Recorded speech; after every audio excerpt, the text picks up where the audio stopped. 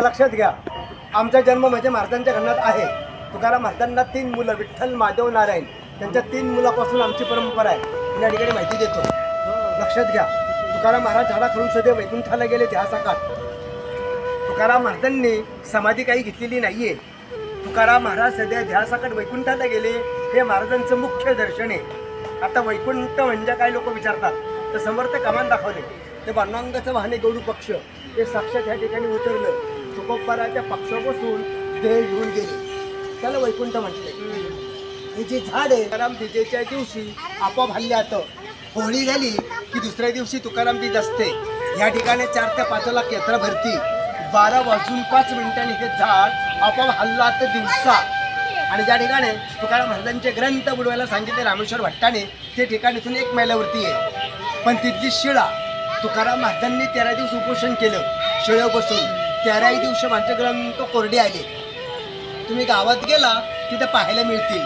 तिथे पांडुरंगाची स्वयंभू मूर्ती आहे.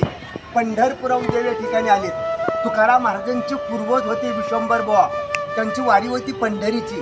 त्यावेळेला त्या दृष्टांत झाला, मी विठ्ठल आंब्याखाली आहे. त्यावेळेला ती स्थापना तिथे झाली. आपण जरी या ठिकाणी आलो, आपल्याला देहू आणि पंढरी दोन्ही क्षेत्र इथे घडले जातात. तिथं त्यांचं राहतं घर पण आहे. ज्या ठिकाणी महाराजांनी अभंग लिहिले एकांतवासी, तो भंडारा डोंगर इथून 3 मैलावरती आहे. हे तुकाराम महाराजांचं वैकुंठ स्थान. इथून वैकुंठाला गेले आणि 3 वेळा परत आले.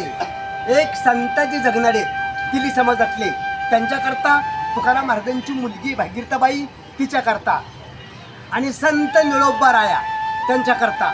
संताजी दगडांकरता कसे आले, ते महाराजांचा उजवा हात होता.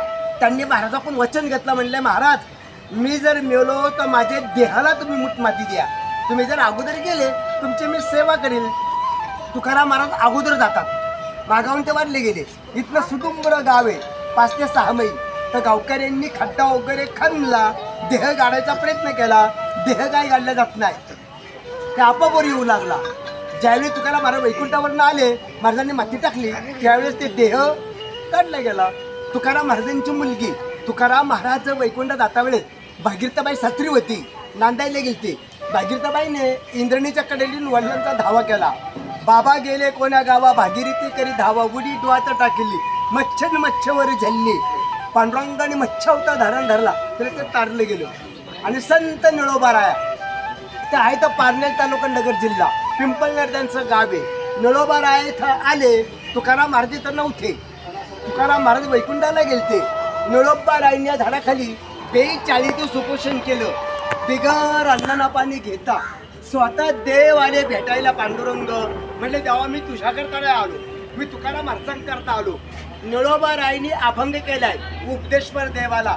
इथे तुझं लागी बोलाविले कोणी, प्रार्थना वाचून रसिका. प्रल्हाद कैवारी दैत्याची दंडया, स्तंभी देवराया प्रगटोणी. तैशा परी संकट नाही मजला, तरी का फुकट श्रम केला. निळा म्हणे आम्ही न ओळखूजी देवा, तू कायचा धावा करीत दिसते. असा निळोबाराने देवाला उपदेश केला. देवाला प्रश्न पडला, देवाने तुकोबाला वैकुंठाहून परत आणलं. निळोबा रायाचे इथे 42 दिवस पूर्ण झाले. मी महाराजांच्या घरातला इथला पुजारी आहे. इथं पांडुरंग तुकोबाला रोज सकाळी महापूजा असते. महापूजा कोण नैवेद्य असतो.